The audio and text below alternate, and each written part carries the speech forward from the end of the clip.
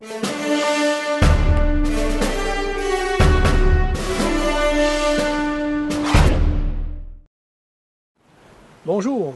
aujourd'hui on va parler de pêche à la truite mouchetée.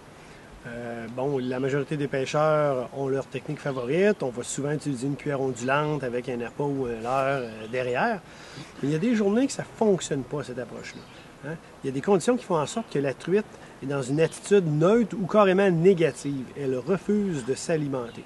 Dans ce temps-là, il faut changer nos techniques, il faut s'adapter à cette situation-là.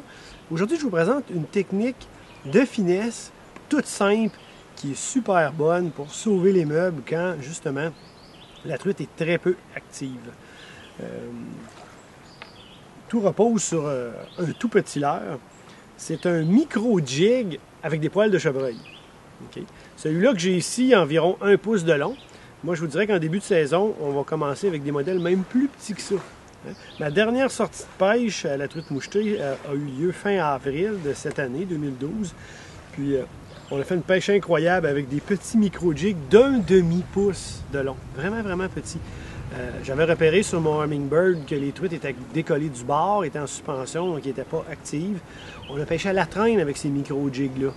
C'est fort simple. Lancé derrière le bateau à environ 75 pieds. On y allait d'une récupération relativement lente. Là, on a varié la vitesse, pas une récupération, mais c'est-à-dire une vitesse de traîne relativement lente, entre 1000 et 1,5 000 à l'heure. Puis on pêchait simplement à la traîne. À l'occasion, je donnais un petit peu d'action en levant la canne, la pointe de la canne dans les airs pour ensuite la rebaisser.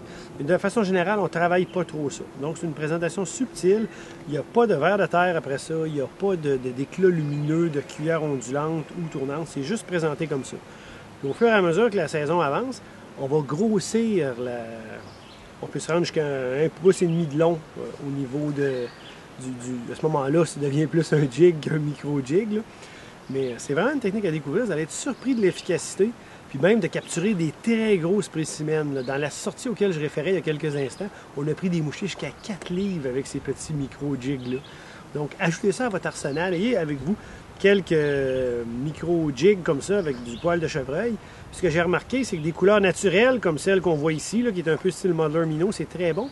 Mais en prenant la teinte un peu plus voyante, orange, rouge, pour attirer l'attention de la truite d'un peu plus loin. Là-dessus, bonne pêche à la mouchetée et à la prochaine.